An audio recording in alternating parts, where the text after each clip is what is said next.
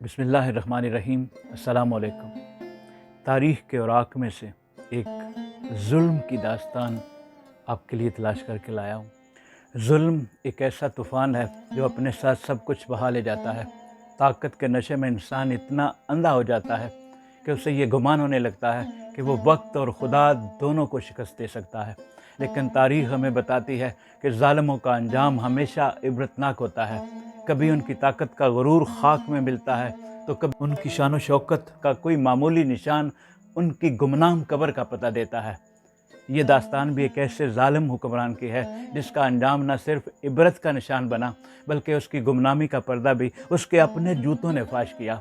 یہ جوتے جنہیں وہ اپنی شان و شوکت اور دولت کی علامت سمجھتا تھا، وہ اس کی پہچان بن گئے۔ ایک ایسی پہچان جس نے 30 سال کی گمنامی کے بعد دنیا کو بتایا کہ تاریخ کا ایک بڑا ظالم جس کی قبر کا نشان تک نہ تھا وہ کہاں دفن تھا۔ یہ کہانی جوتوں کی بھی ہے اور ایک جنرل سردار داؤد محمد خان کی، جو ہمیں یہ پیغام دیتی ہے کہ چاہے کہ آپ کتنے ہی مضبوط ہیں، وقت کا حساب سب سے ہوتا ہے اور کبھی کبھی ایک چھوٹی سی چیز بھی بڑے بڑے راز فاش کر دیتی ہے۔ یہ جوتے عام جوتے نہیں تھے، یہ دنیا کی ایک ایسی نایاب کمپنی کے بنے تھے جو سوئٹزرلینڈ میں قائم تھی اور صرف دنیا کے 1000 امیر ترین خاندانوں کے لیے جوتے تیار کرتی تھی۔ ان کی کاریگری بے مثال تھی۔ اس کے تلوے نیوزی لینڈ کی ایک نایاب گائے کے چمڑے سے تیار کیے جاتے تھے، جس کے چمڑے کا رنگ سنہری اور سینگوں کا رنگ نیلا تھا۔ نمبر 2، انگلیوں والا حصہ برازیل کے مگرمچھوں کی جلد سے بنتا تھا۔ کوا اوپر والا حصہ افریقہ کے سیاہ ہاتھیوں کے کانوں کے چمڑوں سے تیار ہوتا تھا۔ اندرونی تہہ ہرن کے نرم چمڑے کی ہوتی تھی۔ دھاگا، یہاں تک کہ دھاگا بھی بلٹ پروف جیکٹ میں استعمال ہونے والا دھاگا تھا۔ کمپنی کا دعویٰ تھا کہ یہ جوتے 50 سال تک اپنی پالش کی چمک برقرار رکھتے ہیں اور اگر انہیں مٹی میں دفن بھی کر دیا جائے تو 100 سال بعد بھی ان کی آب و تاب قائم رہتی ہے۔ یہ جوتے صرف آرائش کی چیز نہیں تھے بلکہ یہ شان و شوکت، عمارت اور طاقت کی علامت تھے۔ سردار محمد داؤد خان کا عروج اور زوال۔ افغانستان کے شاہی خاندان سے تعلق رکھنے والے سردار محمد داؤد خان بھی اس کمپنی کے گاہکوں میں شامل تھے۔ ان کی زندگی کا آغاز ایک باوقار فوجی افسر کے طور پر ہوا، جو اپنی قابلیت کی بنا پر 24 سال کی عمر میں میجر جنرل کے عہدے تک اور 25 سال کی عمر میں دنیا کے کم عمر ترین جنرل بن گئے۔ 1946 میں وہ وزیر دفاع بنے اور اس کے بعد مختلف ممالک میں سفیر بھی رہے۔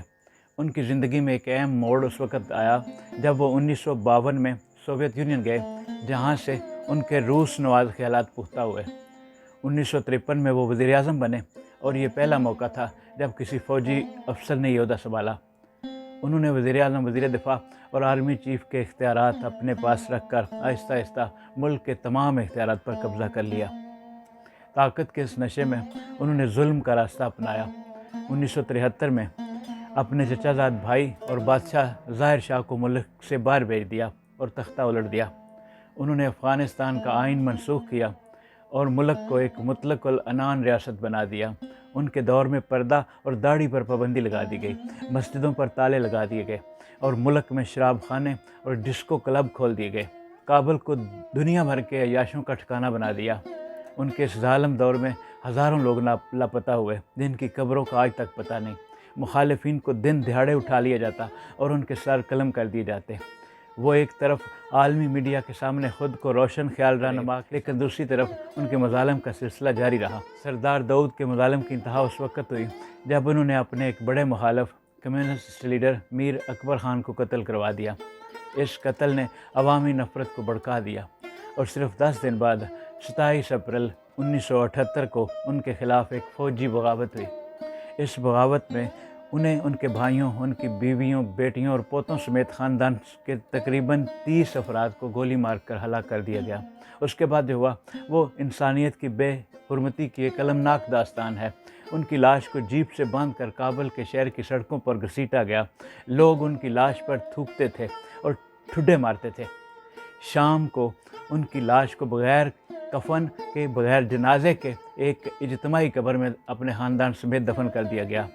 30 سال تک سردار کی قبر گمنام رہی۔ 20 اگست 2008 کو 2 اجتماعی قبریں دریافت ہوئیں۔ ان میں ایک قبر میں 16 لاشیں تھیں اور ایک لاش کے پاؤں پر مگرمچھ کی کھال کا جوتا تھا۔ جیسے ہی اس جوتے سے مٹی جھاڑی گئی تو اس کی پالش چمک اٹھی۔ یہ وہی جوتا تھا جو 100 سال تک اپنی چمک برقرار رکھنے کا دعوے دار تھا۔ اسی جوتے نے اس لاش کی شناخت ظاہر کی اور دنیا کو بتایا کہ یہ کسی اور کی نہیں بلکہ جنرل سردار محمد داؤد خان کی لاش ہے۔ یہ جوتوں کے ذریعے شناخت ہونے والی دنیا کی پہلی لاش تھی۔ جس جوتے پر اسے فخر تھا، وہی جوتا اس کی گمنام قبر کا کتبہ بن گیا۔ یہ داستان ہمیں بتاتی ہے کہ قدرت کا نظام بڑا عجیب ہے، کوئی بھی ظالم اس سے بچ نہیں سکتا۔ وقت اور خدا کو دھوکہ نہیں دیا جا سکتا۔ جب ظلم حد سے بڑھتا ہے تو قدرت کا نظام اس کا علاج کر دیتا ہے۔